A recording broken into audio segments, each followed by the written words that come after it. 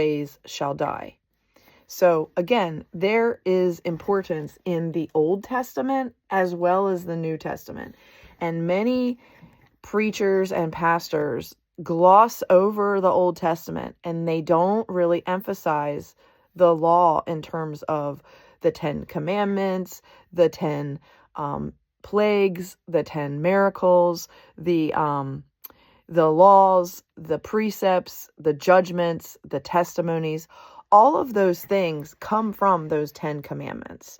And if you're not understanding those 10 commandments and you're not living out those 10 commandments and you're like, oh, that's Old Testament, like I don't really need to deal with that, then you're missing out a lot, because you're still putting yourself under potential curses, because you're not comprehending that if you're not in alignment and you're not carrying out and trying to emulate who Jesus was. Yes, Jesus was the fulfillment of a perfect, human that walked this planet. He was the perfect second Adam.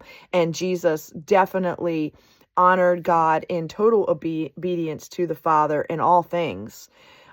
So Jesus was not operating out of his own selfish ego at all. He was completely in alignment with, Father, thy will be done. What do you want me to do? Yes, sir. Thank you, sir. I'm going to do it. Like, Jesus was in complete alignment.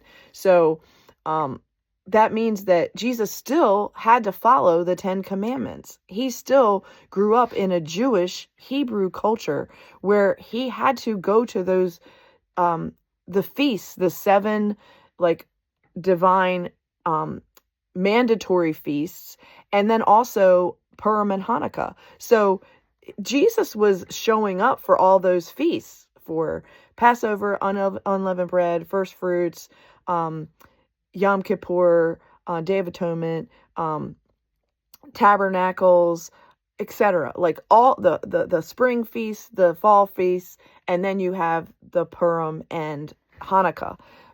So the point is, Jesus was honoring, obeying, following, and in agreement with those feasts. He was not going, oh, I'm starting my own religion, I don't have to honor those things. Jesus never said that.